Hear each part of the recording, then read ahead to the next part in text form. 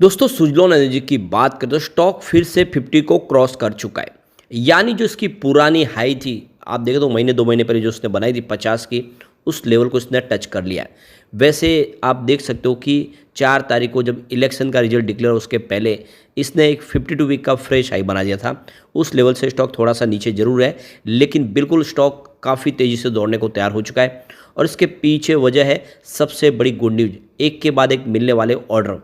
और आप देख सकते हो इसके अलावा यहाँ पे सीएफओ की तरफ से बहुत बड़ा बयान दिया गया है। डिविडेंड को लेकर उन्होंने कुछ बातें कही है, आगे आने वाले समय का उन्होंने विजन बताया। ये सारी बातें इस वीडियो के माध्यम से डिस्कस करने वाले। साथ में यहाँ पे म्यूचुअल फंड ने बहुत ज़बरदस्त जम के खरीदारी की है सुज़लोन में, तो यहाँ पे इन सारी बातों को समझेंगे। साथ में जो बड़ी डील हो रही है उनका क्या इशारा है वो भी समझने की कोशिश करेंगे।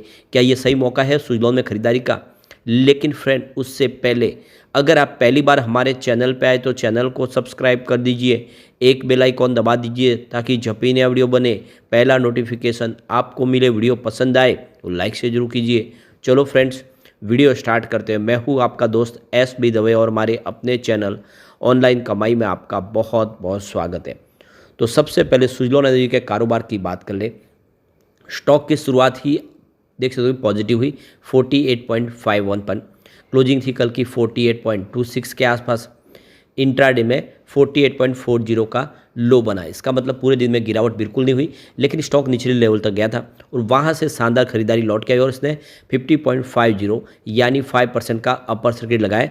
अंत में सर्किट जरूर खुला, लेकिन क्लोजिंग लगभग 4.5% की तेजी के साथ हुई 50.41 के आसपास। काफ़ी बेहतर प्रदर्शन किया है और आप ये देख ही सकते हो कि यहाँ पे स्टॉक जो फिर से अगर 3 तारीख के बाद जो गिरावट का दौर थमा उसके बाद में फिर 50 को टच किया है। तो आप समझ ही सकते हो कि 4 तारीख को रिजल्ट डिक्लेयर होने के पहले पहले स्टॉक ने 52 रुपये का एक फ्रेश हाई बना दिया था। उसके बाद अगर स्टॉक देखे तो 2 दिन तक हमें 50 के आसपास देखने को मिला, 6 तारीख और 7 तारीख को भी। लेकिन उसके बाद में स्टॉक के अंदर गिरावट हुई, स्टॉक काफ़ी नीचे आया। आप देखिए 10 तारीख को स्टॉक 47 तक पहुंच गया था। लग रहा था कि स्टॉक यहाँ से गिरेगा, लेकिन ऐसा हुआ नहीं। स्टॉक ने फिर से 50 को क्रॉस कर लिया है। अब एक नई तेजी के साथ स्टॉक आगे बढ़ने को बिल्कुल तैयार हो चुका है। अब इसके बीच में एक बड़ी अपडेट निकल के आ रही है। कंपनी ने एक्सचेंज को जानकारी दिया नोटिस के माध्यम से। यहाँ पे 14 जून 2024 को कंपनी ने अपनी इन्वेस्टर मीटिंग और कॉन्फ्रेंस रखी है। तो देख सकते हो कि यह कॉन्फ्रेंस के माध्यम से कंपनी अपने विजन प्लान को डिस्कस करेगी और इसकी डेट हमारे सामने आ चुकी है 14 जून। और इसको ऑर्गेनाइज किया है मॉर्गन स्टैनली ने। तो मॉर्गन स्टैनली इसको पूरी तरह से लीड करेंगे, इसको ऑर्गेनाइज करेंगे इस मीटिंग को। और देख सको कि ये जो वर्चुअल कॉल मीटिंग होगी, कॉन्फ्रेंस, तो यहाँ पे जो कंपनी की तरफ से कहा गया है कि कंपनी ने अपने Q4 के रिजल्ट की वेबसाइट पे उसको डाल दिया है। साथ में एक्सचेंज को भी ये रिजल्ट उन्होंने प्रोवाइड कर दिया है, उसकी रिकॉर्डिंग। अब यहाँ पे इसको लेकर अपने इन्वेस्टर के साथ में सारी की सारी डिटेल्स शेयर की जाएगी और आप समझ सकते हो कि इसमें कुछ और बड़े फैसले भी लिए जा सकते हैं। तो काफ़ी बड़ी गुड न्यूज़ है। अब यहाँ पे जो बड़ी अपडेट निकल के आ रही है, आखिर लोगों के मन में सवाल आ रहे हैं कि अब कंपनी प्रॉफिट में आ गई, क्या कंपनी डिविडेंड देगी? तो यहाँ पे सुज़लोन के मैनेजमेंट की तरफ से इसको लेकर बयान दिया गया है। तो देख सकते हो कि सुज़लोन एनर्जी ने डबल डिजिट में रिटर्न दिया 2024 में। स्टॉक में काफ़ी बेहतर हमने रिटर्न देखा है। स्टॉक 50 को क्रॉस किया है आज और देख सकते हो कि ये स्टॉक इससे पहले 4 जून को 52 तक पहुंचा था, उसके बाद में फिर से 50 को क्रॉस किया है। तो सुज़लोन एनर्जी के सीएफओ हिमांशु मोदी की तरफ से कहा गया है कि कंपनी ने अपने बिजनेस प्लान के लिए तैयारी शुरू कर दी है। 2025 तक के लिए विजन बना दिया है और आने वाले 2025 में हो सकता है कि कंपनी डिविडेंड दे। तो यहाँ पे देख लो कि सीएफओ ने जो पोस्ट अर्निंग की तरफ या जो आंकड़े जारी किए गए थे उसके दौरान, इस मीटिंग के दौरान इस बातचीत को कहा है। तो सीएफओ हिमांशु मोदी का कहना है कि मुझे पता है कि शेयर होल्डर को डिविडेंड बहुत पसंद होता है और मैं इस समय ये जवाब नहीं दे सकता कि कब डिविडेंड मिलेगा, वो कौन सा वक्त है, लेकिन मुझे लग रहा है कि बहुत जल्द कंपनी अपने शेयर होल्डर को डिविडेंड देगी। हमने कुछ बड़े फैसले लिए। हमने हमारी जो सुज़लोन की ग्लोबल सर्विस लिमिटेड जो सब्सिडीज कंपनी, उसके 100% इक्विटी पूरी की पूरी सुज़लोन में सम्मिलित कर ली है और जिससे आने वाले समय बिजनेस में एक मजबूती मिलेगी, खर्च में कटौती होगी। और ऐसे में आने वाले समय 2025 के लिए अगर आप देखें तो हमें कुछ बेहतर उम्मीद दिख रही है यानी कंपनी के कहने का मतलब ये है कि 2025 से सीएफओ का कहना है कि डिविडेंड मिलना शुरू हो सकता है सुजलॉन के शेयर होल्डर को। तो यहाँ पे देखिए इंडिपेंडेंट डायरेक्टर ने रिज़ाइन किया, उसके बाद में कुछ हलचल हुई थी, लेकिन अब कंपनी की तरफ से कहा गया कि बिल्कुल बिजनेस पटरी पे है और आने वाले समय कुछ बड़े फैसले और लिए जाएंगे इसी तरह से, जिससे कंपनी की सेहत में और सुधार होगा। अब यहाँ पे रिजिग्नेशन के समय उन्होंने कुछ कहा था कि मेरे कुछ इश्यू जरूर है, लेकिन साथ में ये भी है कि उन्होंने कहा था कि पिछले 18 महीनों में कंपनी की परफॉर्मेंस में काफ़ी सुधार हुआ है, काफ़ी अच्छा बिजनेस बढ़ रहा है और कॉर्पोरेट गवर्नेंस की कोई इशू यहाँ पे दिखाई नहीं दे रहे।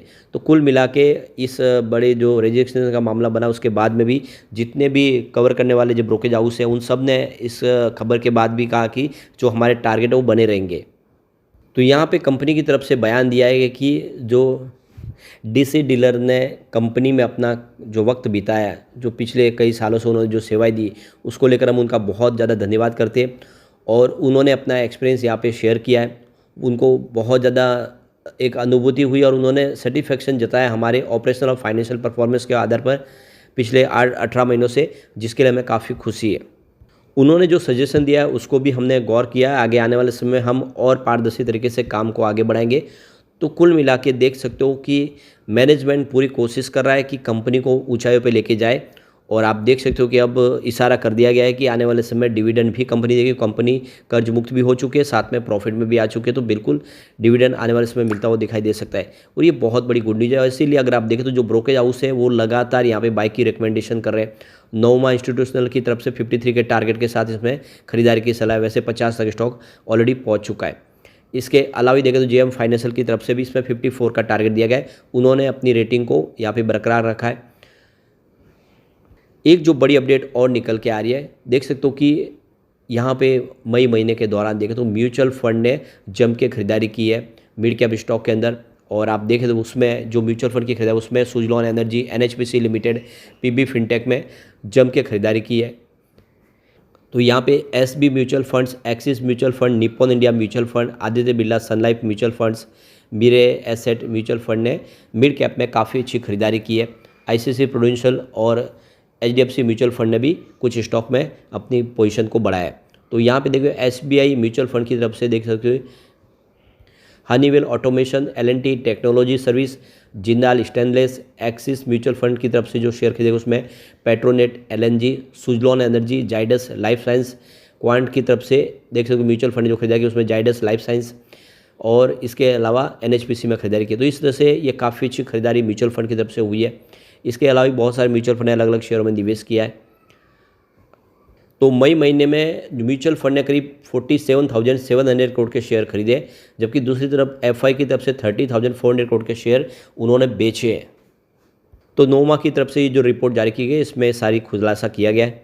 तो नोमा की तरफ से जो कहा गया है उसमें मई महीने में जो mutual fund association of mutual fund India की तरफ से जो इन्फ्लो हुआ वो 34,697 करोड़ के आसपास है मई महीने में, जो अप्रैल में देखें तो 18,970.09 करोड़ के आसपास था। यानी अप्रैल की तुलना में मई महीने में बहुत ज़बरदस्त निवेश आया है म्यूचुअल फंड की तरफ से और एक शुभ संकेत है। अब चलते कुछ डील की तरफ। तो सुबह 10:11 पर 48.65 की प्राइस से 6,40,000 शेयरों की खरीदारी हुई।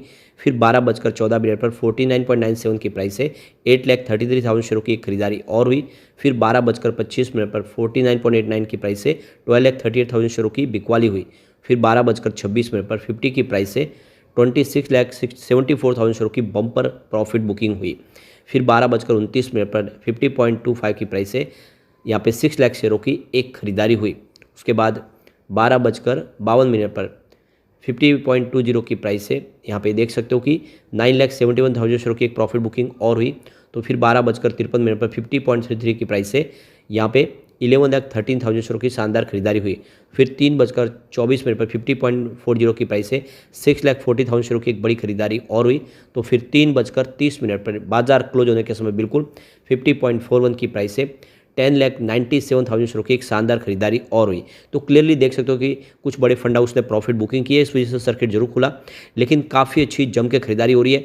और जिस तरह से मैनेजमेंट का बयान निकल कर आया है 2025 तक कंपनी कुछ बड़ा करने जा रही है, साथ में डिविडेंड भी मिलेगा, तो ये अच्छा मौका है कि लॉन्ग टर्म का नजरिया लेके सुजलॉन में निवेश किया जाए। सुजलॉन आने वाले समय में आपको मालामाल कर सकता है। आपको ये ध्यान रखना चाहिए कि 2008 के पहले इसकी प्राइस 400 के आसपास हुआ करती थी और अब ये प्राइस बिल्कुल कौड़ियों के भाव में इन्वेस्टमेंट का सही मौका बन रहा है इस समय। लेकिन फ्रेंड, कोई भी इन्वेस्टमेंट करने से पहले अपने फाइनेंशियल एडवाइजर्स बड़े ले ले या अपना खुद का रिसर्च करें, क्योंकि मैंने वीडियो आपके एजुकेशनल पर्पज़ के लिए ही बनाया। वीडियो पसंद आए तो लाइक से जरूर कीजिए और चैनल को सब्सक्राइब कर दीजिए।